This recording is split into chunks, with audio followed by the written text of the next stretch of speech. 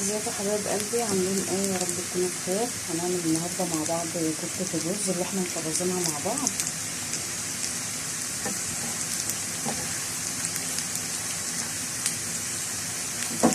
عملت هنا ايه؟ حطيت شوية زيت، حطيت معلقة توم مفروم، هرسة الشطة، حطيت الطماطم تتسبك. اللي هحمره من الكفتة هحطه في التقلية على طول. دي كفتة الرز اللي احنا مفرزينها مع بعض. انتوا عارفين اللي انا ايه بعملها يا اما في بسلة يا اما في بطاطس. هعملها النهارده ساده من غير بطاطس ولا بسلة.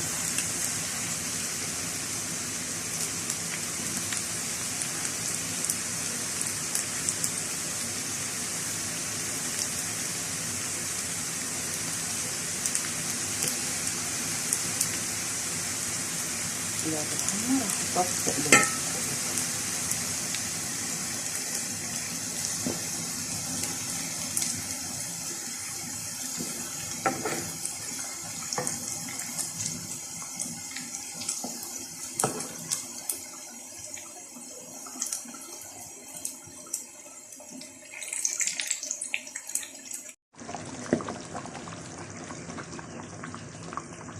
كده انا خلصت القليه الكفته كلها.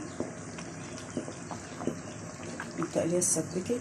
عندك شوربه زودي شوربه، مفيش عندك شوربه اعملي بميه. هتاخد بس غلوه وانقلها بقى في دقيقه ايه من يوم ما الصاج. عارفين ان انا بحب اطبخ في الالمونيا وانقل الاكل في الدقائق اللي هي الصاج. الكفته دي تسويها براحتك خالص، ما تقلقيش ولا تخافي، مش هتفك.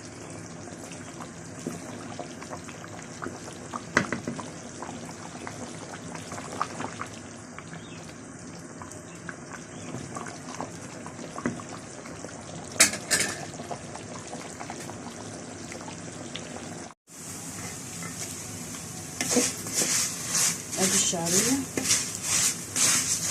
اللي حمرها عشان الرز. حط كميه الشعريه اللي انت عاوزاها تبع الرز اللي انت هتطبخيه. حطيت الزيت، حطيت الشعريه يتحمر،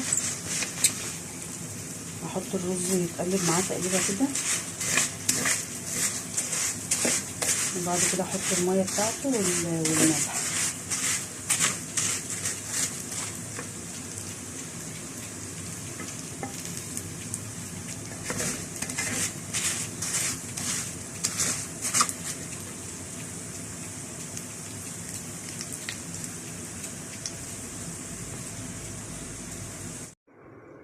انا كده خلصت الكفته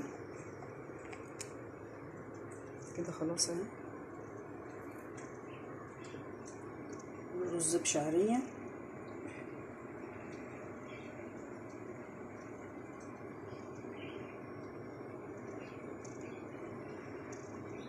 يلا يا قلبي طبخه كده سريعه. مجهزه عندك كفته في الفريزر، طلعي واقليها وشويه طماطم بقى كده واعملي احلى طبق كفته. عايزه تعمليها ببسله، عايزه تعمليها في بطاطس، اعملي. انا حبيت اللي انا اعملها لكم النهارده كده ساده.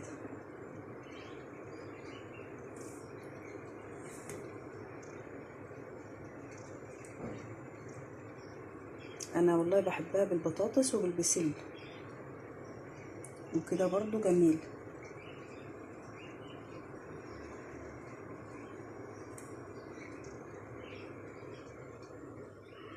مع شويه رز بشعريه بقى، وعندك بقى ليمونه مخلله، عندك اي مخلل معاه.